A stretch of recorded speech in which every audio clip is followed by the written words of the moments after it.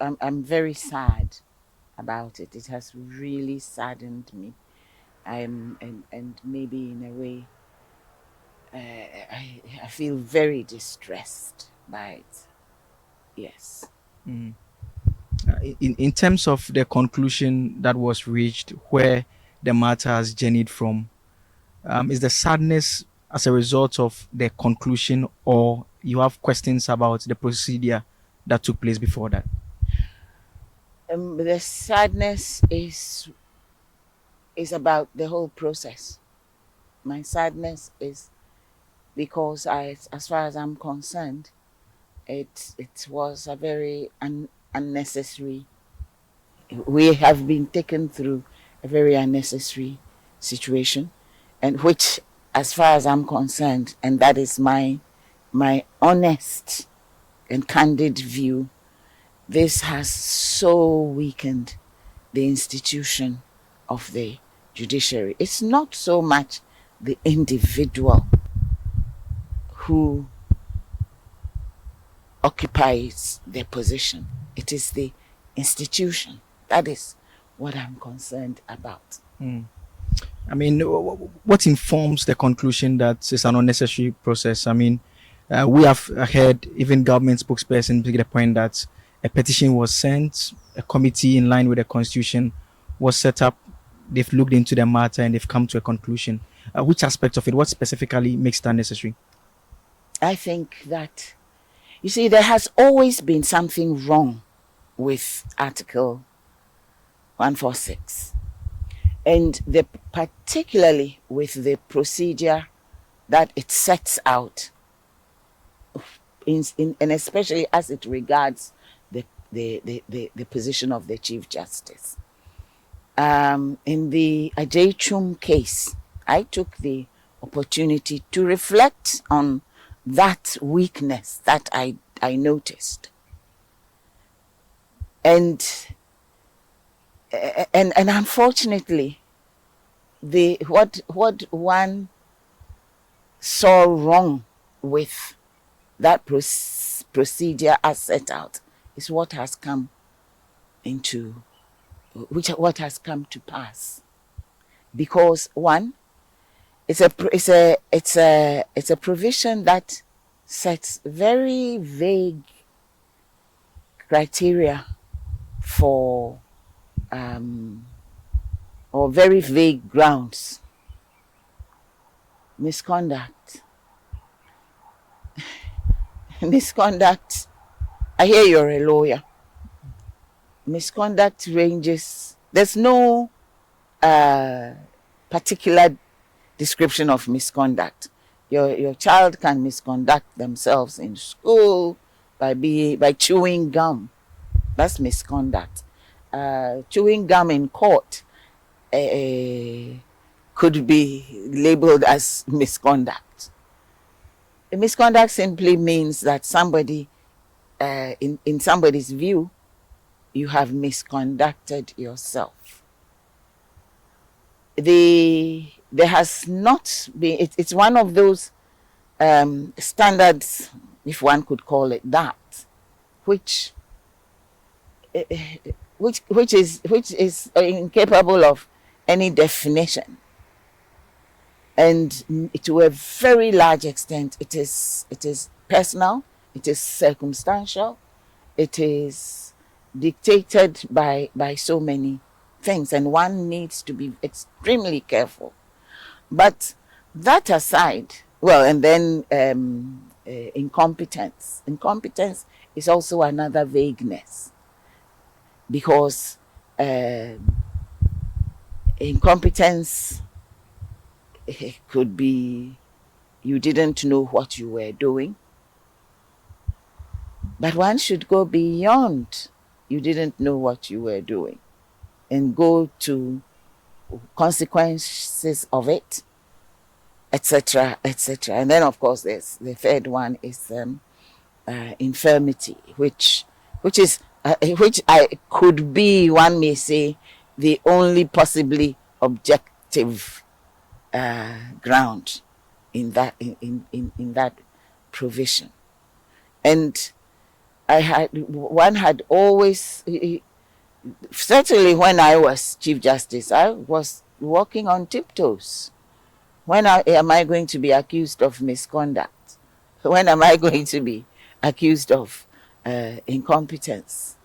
And are these and these are not so, to me, they lack the gravity. They lack the gravity that would lead to a grave outcome, such as the removal of the head of an institution of justice. I've deliberately phrased myself that way. It trivializes the position, and I wonder what this is going to lead to further on along the line, because every judge is fair game and every chief justice is also fair game.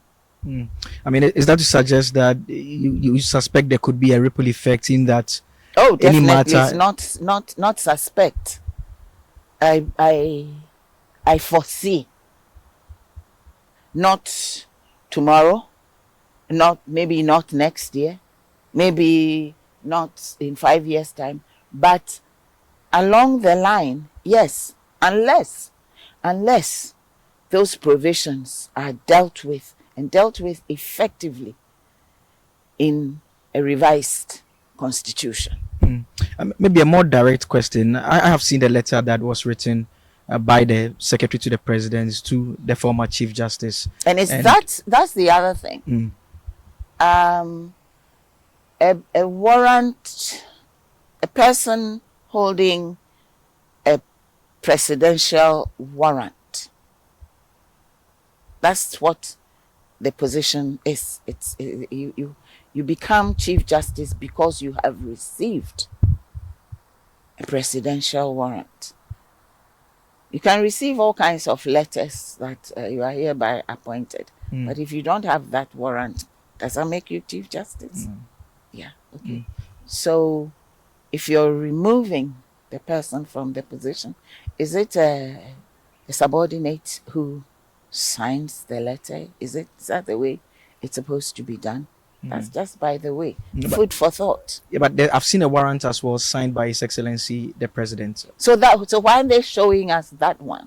I've been receiving all kinds of messages, and every one of them is only bringing out that letter. And in any case, is it polite? Is it proper that it should be a subordinate who writes a letter of removal to a chief justice? Really? I was making reference to the letter because it quotes portions of the committee's reports and the recommendations, and they make reference to the travel expenses. One, they also make reference to the transfer of one Mr. Baden, and thirdly, the suggestion that she made to the president by way of names to be appointed to the Supreme Court. Do you think that because of the concerns you've raised about misbehavior and incompetence, do you think these three matters, if they've been proved as the committee has established, constitute misbehavior and misconduct as envisaged under 146? These are, okay, let's take them one by one. Yeah. There's the matter of transfer. Transfer of staff. Transfer of staff is, well, I am not going to go into the details and all that, but transfer of staff, one, it is not just at the whim of the head of an institution. Normally, transfer of staff is something that will come before the council, the Judicial Council. But transfer of staff is a normal and common and ordinary part of running an administration. When I became Chief Justice, I transferred a whole lot of staff, including even judicial officers, for various reasons. Not for punishment. No, to me, transfer is not a punishment. Sometimes transfer is even a career a development move. But it is also a neat way of running an institution. You don't stay in one place forever, because the longer you stay in one place, the more harmful you might become in that position. You need to be tested in other places and in other positions. The concern that was raised was that the clear terms of the travel policy in terms of what it provides for and the trip she embarked on was not consistent with that particular provision, for which reason the committee said that, in fact, they said she had burdened the funds available to the judicial service, and that they believe amounted to stated misbehavior and misconduct. And was her attention drawn to it by because that's why you have auditors, that's why you have people who go, because if my memory serves me well, throughout the time I worked in the judicial service, including when I was an ordinary judge and when I became Chief Justice. When you're traveling, certainly you're not the one who even dictates how much should be given to you. You are given an amount of money. If it is supposed to be accountable, you are informed that it's accountable. If it isn't, you are told. I always ask, is it all mine? And if that is it, then that is it. So whether it was an overpayment, whatever it was, because when somebody is traveling, even the administration of that travel has to be something which those who are drawing up the documentation for the withdrawal of the money and all that, they are supposed to do it with reference to policy, is it not? Yeah. I think that is how it is in every organization.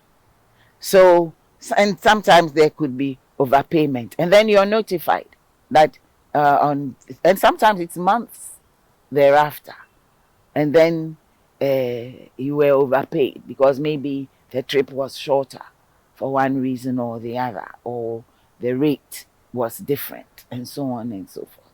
And then you're requested to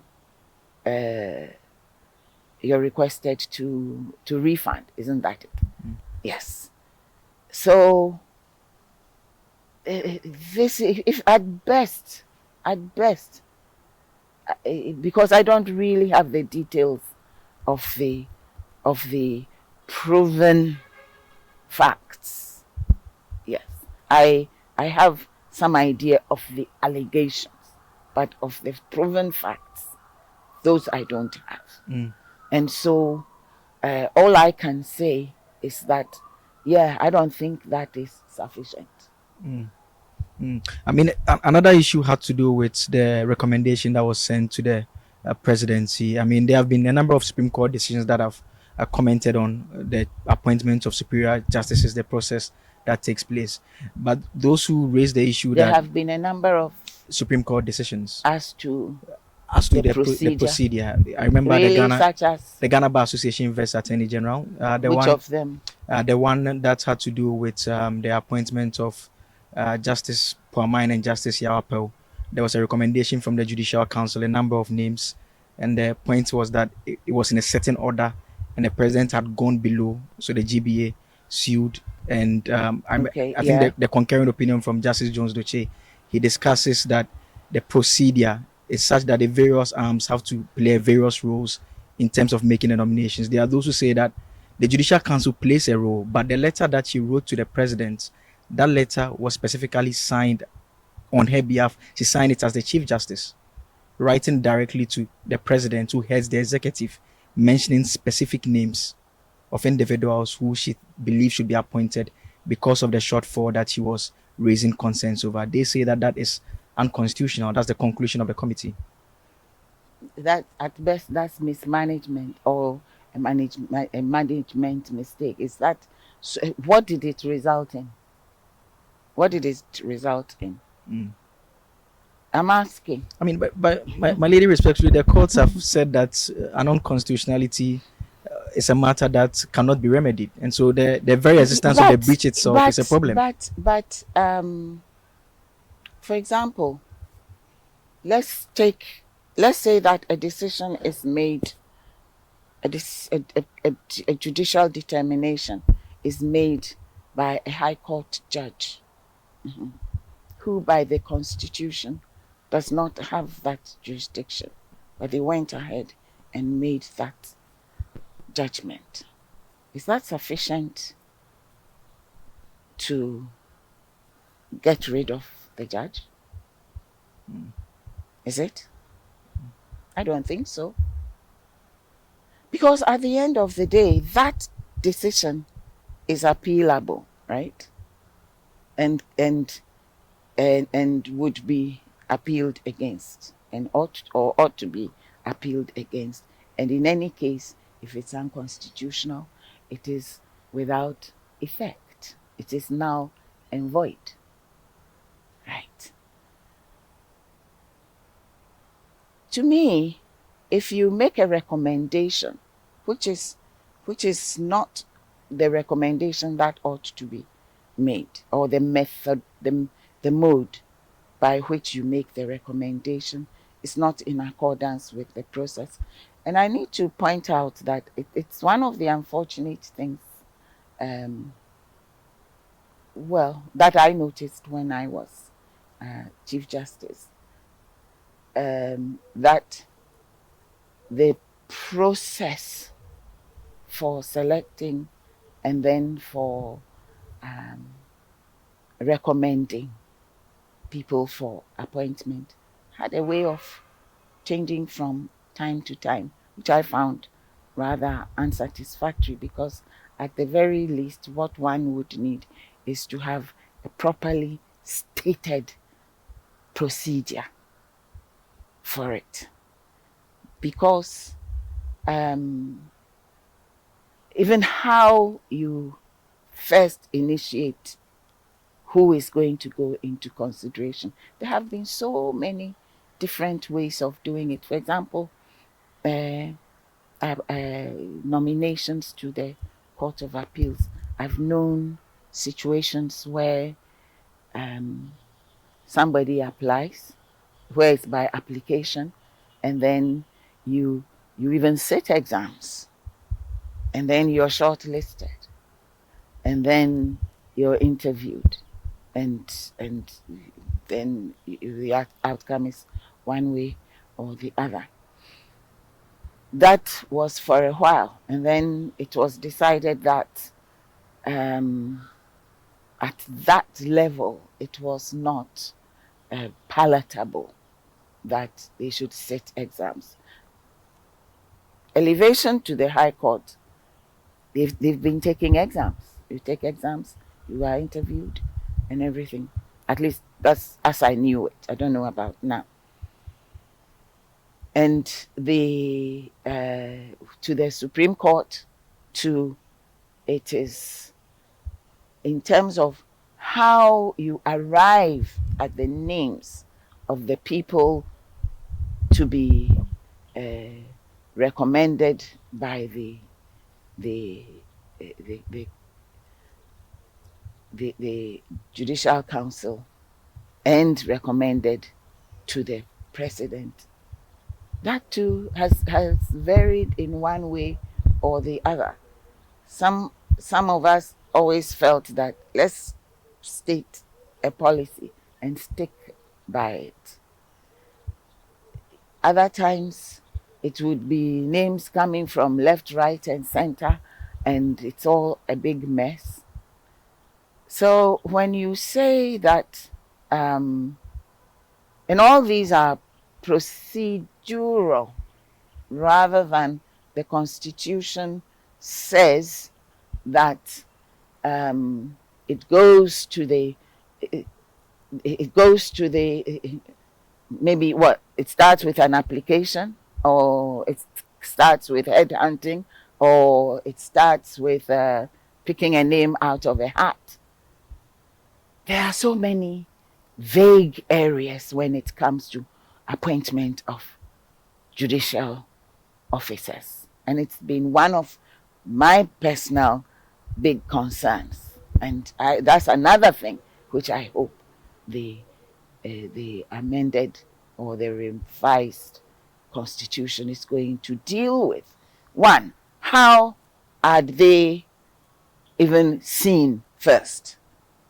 And then what is the process by which you make your selection? And what is the sifting procedure? All that.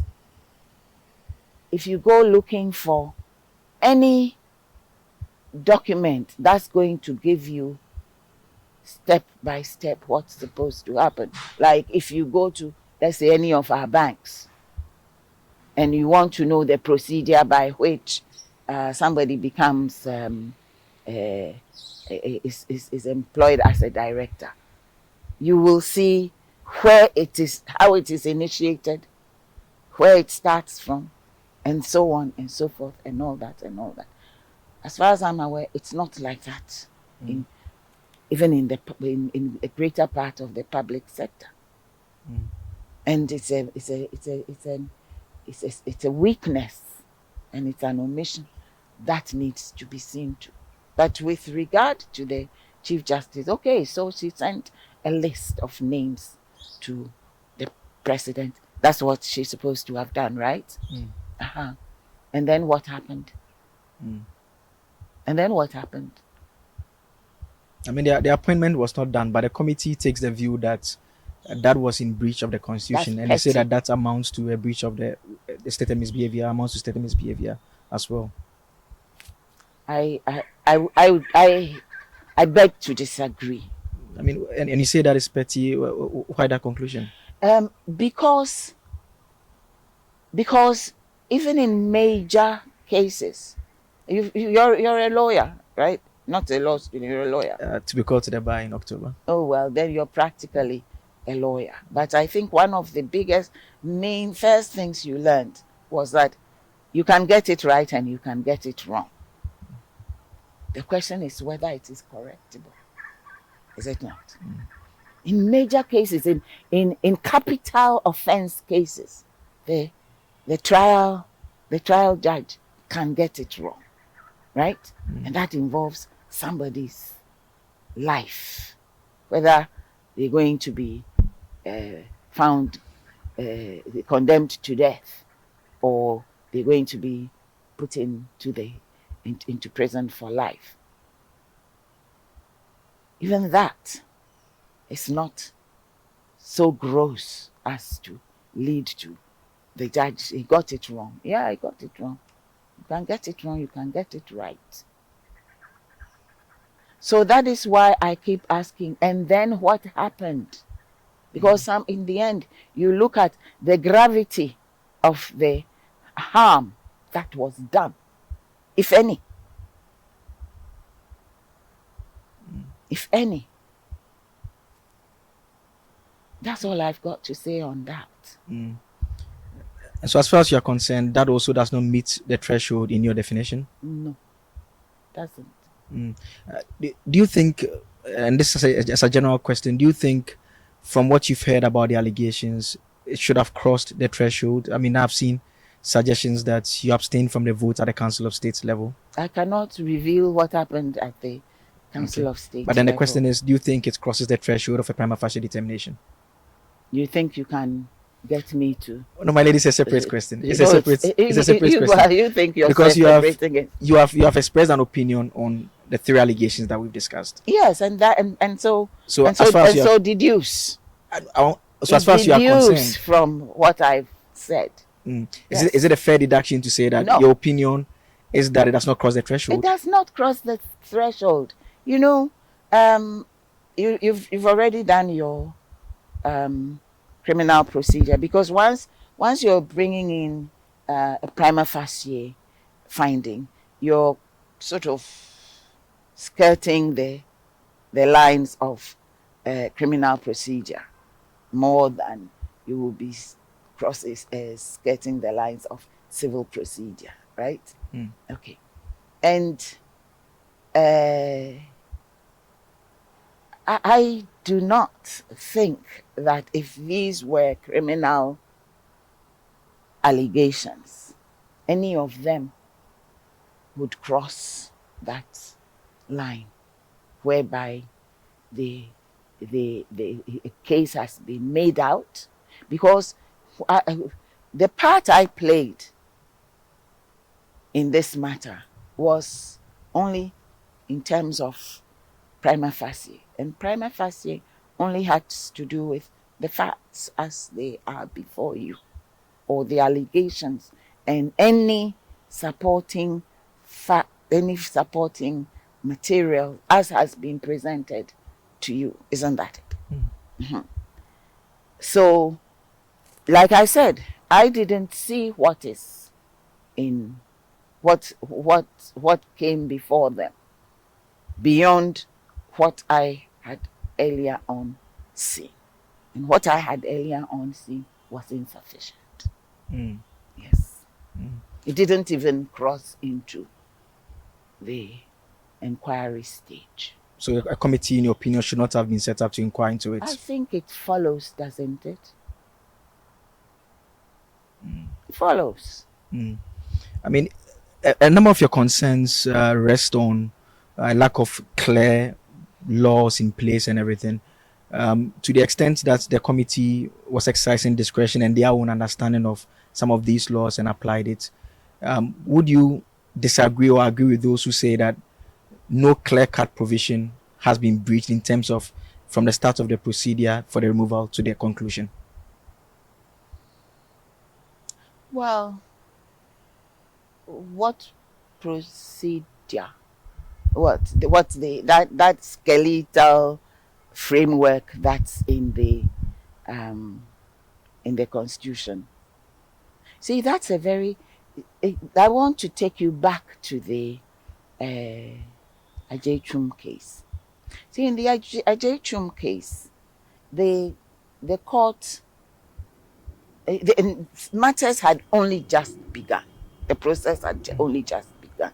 So we couldn't really go deeply into other aspects that could have come up.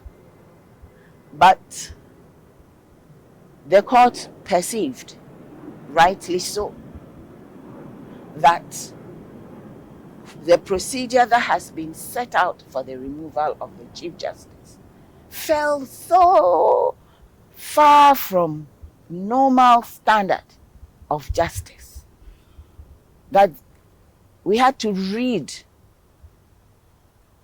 a procedure into it. For the simple reason that for the removal of a normal Superior Court judge, there's a stipulated need for a Prima facie prima determination. facie determination. And then for the removal of the Chief Justice, there was no such thing. Yes.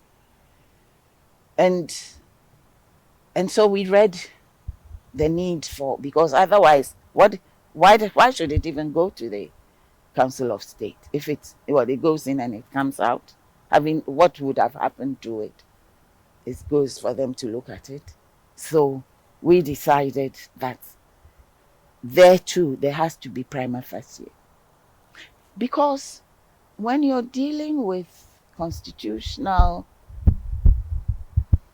processes of this sort, there are all kinds. It's nuanced, and you need to, as much as possible, shore up the provisions to reduce the room for play of nuances. You need, so as to create more certainty.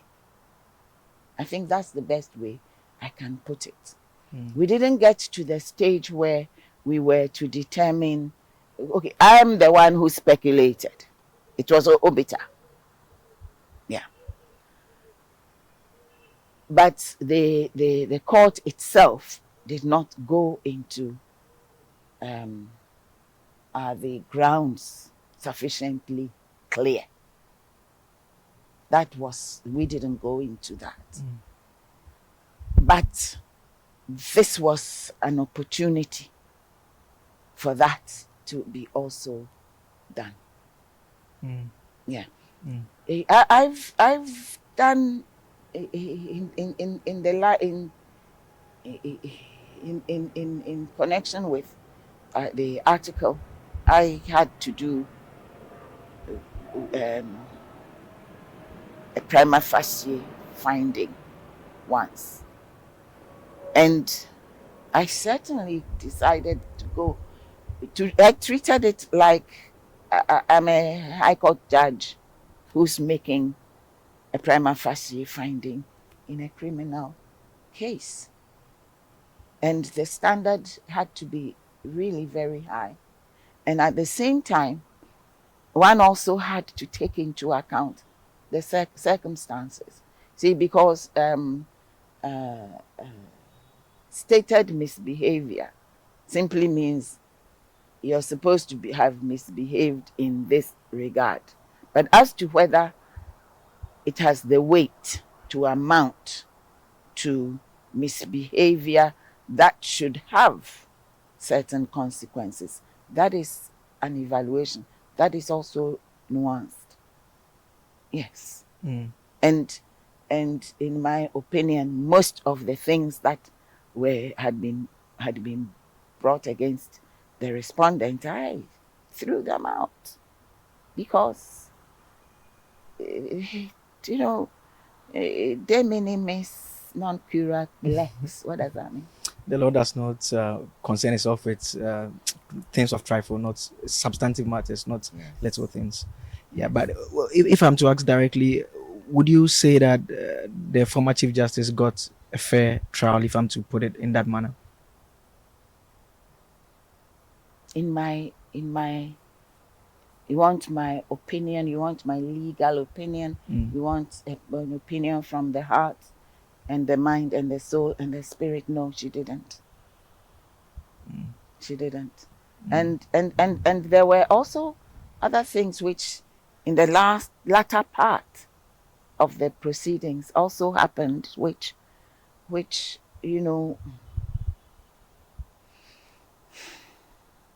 I don't even know how to put it, but they were very unbecoming.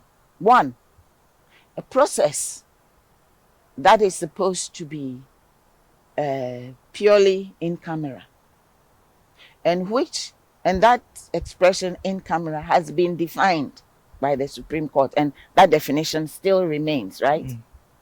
That from the complaint all the way till the president speaks at the end of the matter, it's all what? It's all to be treated as part of the same thing. It comes under the same cover of in camera, and therefore is supposed to be confidential. So you can imagine the umbrage that I felt to receive on social media something somebody has, some social media thing somebody had sent to me, where the fact of which I am not in the least bit ashamed, and if I had to do the same again, I will. The fact that I had gone to give evidence before the committee was on social media. How did that get there? And it was not only myself. So and so and so and so and so and so and so and so. I'm not going to repeat that. I won't use the word that came on my lips. I'm not going to repeat that unbecomingness by even mentioning the names that were mentioned. Isn't somebody entitled to have every witnesses on their behalf? And then to come to think of it, then I thought, yeah, but we don't even know who gave evidence on behalf of the petitioner. So why is it that those who gave evidence for uh, on behalf of the respondent, why should we be thrown to the rabid dogs? Because there has to be some not very noble motivation for that.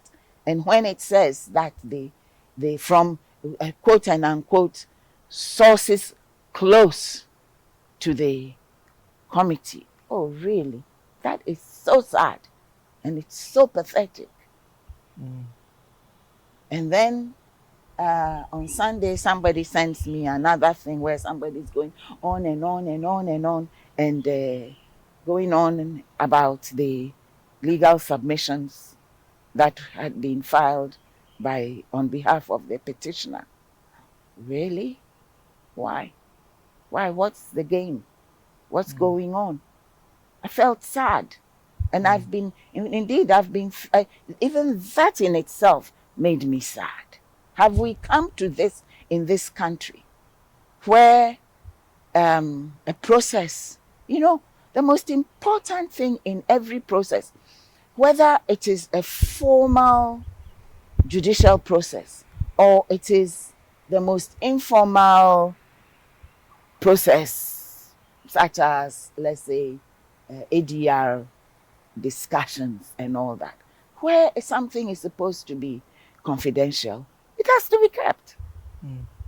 But to the extent that the Supreme Court has determined that if there is a breach of the in-camera rule, it does not invalidate the process, should that still be of concern?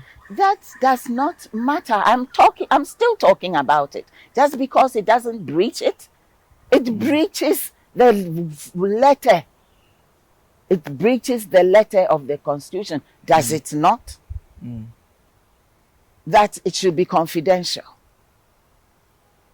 I'm not saying it therefore means anything, but all I'm saying is that for me, it puts an unpleasant aroma onto the procedure, because process integrity is exactly that which is demanded of the most humdrum, the most mundane inquiry, let alone an inquiry into whether or not a Chief Justice should be removed or not. Outside of that concern, what other matters constitute the basis for your conclusion that you don't believe she got a fair trial? Oh, I didn't say she got. Maybe what I meant is she got. After all, it wasn't a trial, even though So, it was strictly handled speaking, as yeah. though it was a treason trial. Why do you say so, my lady? Because that's how I feel. Because that is how I feel. I mean, Am I entitled to feel?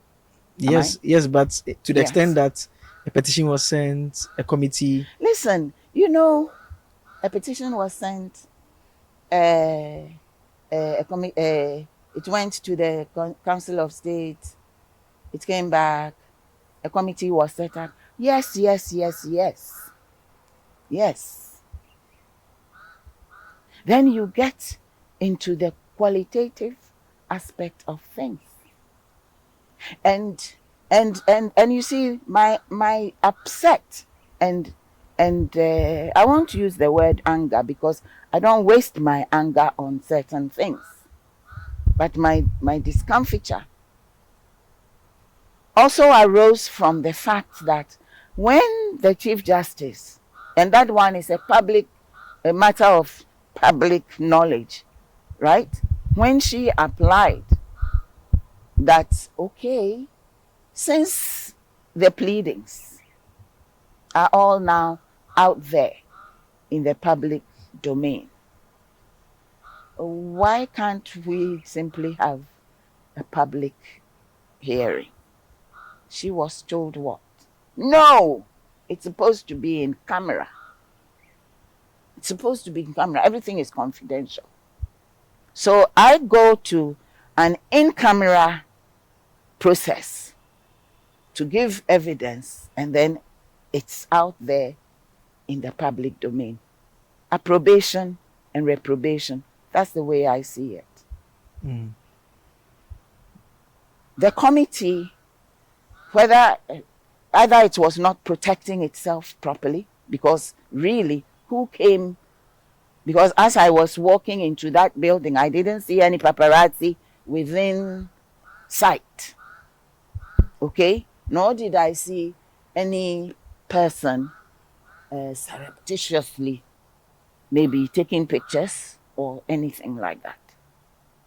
So, how it got to the press that so and so, so and so, so and so, plus me, we had given evidence, I think that is wrong. And it's in bad, it was in bad faith, and it was in bad form, and it was not in consonance with the due process, the due regard that is dictated by an in-camera process. In the course of the hearings, there were a number of court decisions. I didn't follow any of them. I mean, the multiple attempts, and I'm asking this because some of the concerns that you've raised were all matters that were put before the courts in one form I did not or the other. follow any of them. Mm. The few that I didn't really follow the details of them. Some of the outcomes were a little too predictable. I didn't follow. Because as far as I was concerned, the whole thing shouldn't have been happening in the first place. Okay. So I had shut my mind to the whole process. After all, I'm no longer a Chief Justice. My sole role in the whole matter was whatever came before the Council of State. That was passed. How I felt about it, how I didn't feel about it, was neither here nor there. So why should I follow it? And at this point in time, I'm not even going to say the Supreme Court was right or was wrong, or this court was right or was wrong. That's all neither here nor there. It has happened. And all I can say is that I just pray to the Lord that no judge and no Chief Justice henceforth ever has to go through this rigmarole again. That's all I've got to say. In commenting on the decisions, you used the word predictable. If you could explain, is that to say that predictable in the sense that it was the conclusions that the court ought to have reached, or you mean predictable in a different sense?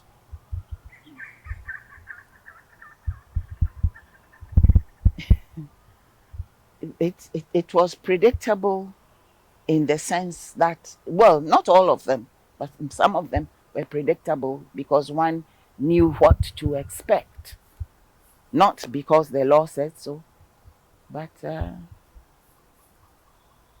the law was, there was room for discretion, and it didn't happen. But then you cannot fault somebody for not exercising a discretion. That's not a big deal. Do you think the entire removal process was politically motivated? I refuse to answer that question on the grounds that it might incriminate me, quote and unquote. Incriminate in what sense? I said quote and unquote. I'm not going to answer that. I mean, observe, and everybody can make their own conclusions. That's all I can say. I mean, whether it was, whether it wasn't, it has happened. So I'm not even going to comment on that. When the committee submitted the report to the president, they did indicate that they had concluded work on just one and they had adjourned on the others. There are those who have taken the view that the committee perhaps should have waited and finished with everything before submitting the reports. Where do you stand on that? Well, all I can say is that I found it a very peculiar um, I found it peculiar because um, having brought in the first report, it has been acted on, and the matter is now moot. The rest of the complaints are moot now, aren't they? Mm. Under what circumstances and for what reason and with what justification is Justice Torkornoo going to be dragged before any uh, committee to answer to the remaining petitions? What do you think would have been appropriate for the committee to perhaps finish the complete work before submitting the reports? Um, you know very well that when somebody has done their, in a situation where there are no hard and fast rules, and a body has decided to proceed in a particular manner, it becomes difficult to say that. The most you can say is that if I was in charge, I wouldn't have done it that way. Mm. Yeah, because that's why cases are consolidated, and or you hold on, and then you you come up with your conclusions when you have concluded the process. So is the process complete or is it not complete? Mm. That's the question. But I think it is complete. Is it not? Mm. Yeah, it has a terminal outcome. It has it has had a terminal outcome. There's nothing left. Mm. So I'm even surprised mention was made of other uh, Mm. those other petitions. Mm. If there's one lesson you think should be picked from all what has gone on in the last couple of months, what would that lesson be for you?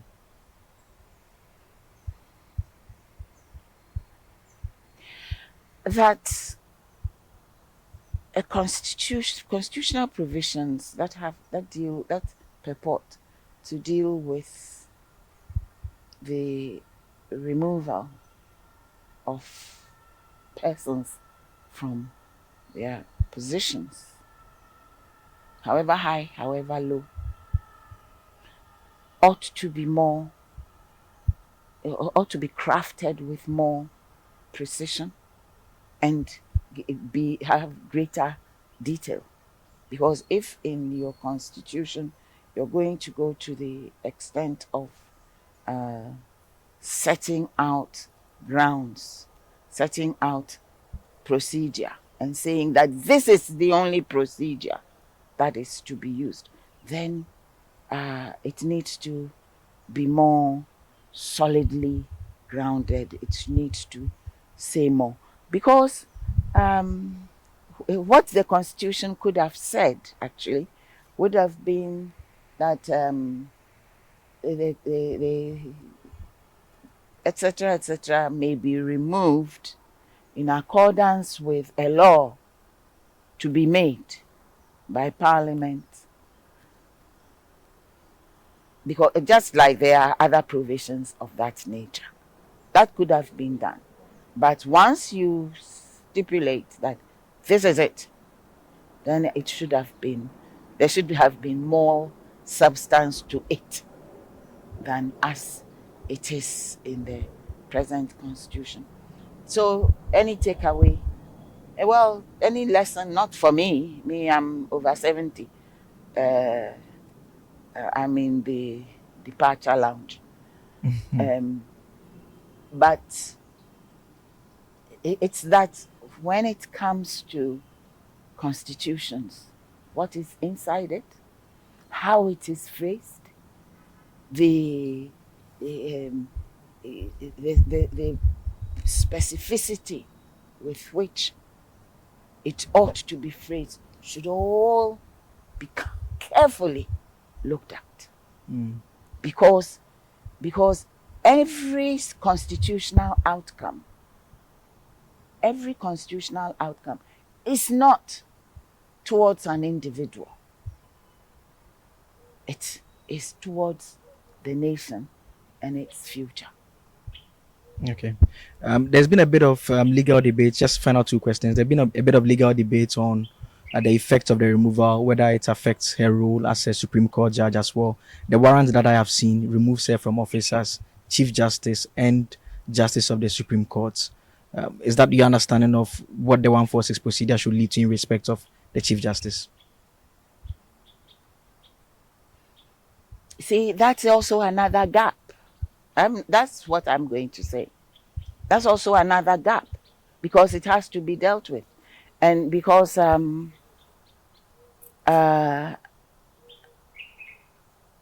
just yesterday, except I wasn't really paying much attention, but somebody drew my attention to something in some decades past, where um, somebody was removed as Chief Justice but went back to serve on the bench because of the terms in which the removal was couched. I think it was by way of an enactment. I, um, I can ask the person to give me more details just for edification. But you know, I don't want to go into academic debates, and I will rather. This is as far as I will go with answering the question you have asked, because for all you know, in this litigious country, somebody may bring the matter before the Supreme Court just for the heck of it, and I don't want to put my mouth in there. Mm. And finally, I mean, if you were to say something to the former Chief Justice, what would you say to her? I mean, and secondly, do you think that we need serious, clear-cut reforms to guide this entire process? I think I've made it quite clear. I'm answering the latter part of your question. Yes, clearly, clearly, clearly. Not only whatever will be in the Constitution, but even in terms of the procedure before the committee. There has to be something there. Yes, under the general law, every committee sets its own procedure, so long as they do not breach the rules of natural justice. They are legitimate, but there are all kinds of nitty gritty matters that it would serve the nation better if it is all there in the law or in the Constitution, and it is there for everybody to see and for everybody to know, because that is why criminal procedure criminal procedure is more of a technical uh, part of the legal instruments than civil procedure. Civil procedure has a lot of discretion, but because of the nature of the possible outcomes of any criminal process, criminal procedure has a lot of imperatives, and that is what is needed for this kind of activity. Because it's not only judges who uh, who can come under the Article 146. All the constitutional bodies, the heads, yeah, and even that I have serious problems with that. I mean, can you imagine? God forbid, but proceedings are being brought against the Auditor General, or the Accountant General. And that process, because these are all classified as of the rank of Court of Appeals judges, so this becomes the headache of the Chief Justice. And what does the Chief Justice know really about the work of the Accountant General that will enable you make prima facie findings if there's all kinds of technical um, things he's supposed to have done and not done, and so on and so forth. Yeah, judges, we make decisions about all kinds of things, but we don't know everything. And when it comes to the arcane areas about the workings of accounting and audit and so on and so forth, there's a limitation on that. So those provisions, they need a real serious of, so that the removal of some of these positions would be done by specialized bodies. It's only fair, right? And the other part of the question? The other part of the question, which is what I've conveniently forgotten. Yes. On if you had the opportunity to speak to the former Chief Justice, I mean, she publicly expressed serious concerns about the process that she was going through. She felt it was unfair. It's come to an end. They've removed her. If you had the opportunity, what would be that one message to her? That she should take heart that God sees. And sometimes when you go through certain things which you think have brought you to the end or to your knees or something like that, that could be far from the truth. There could be bigger, better, and greater things that the Lord has in store for her. That is what I will tell her, and that is what I'm going to send to her as a text message. Because when you're a believer, things happening today, yeah, they've happened. So you look to God and you move on, and you allow God to manage the rest. Okay. Thank you very much.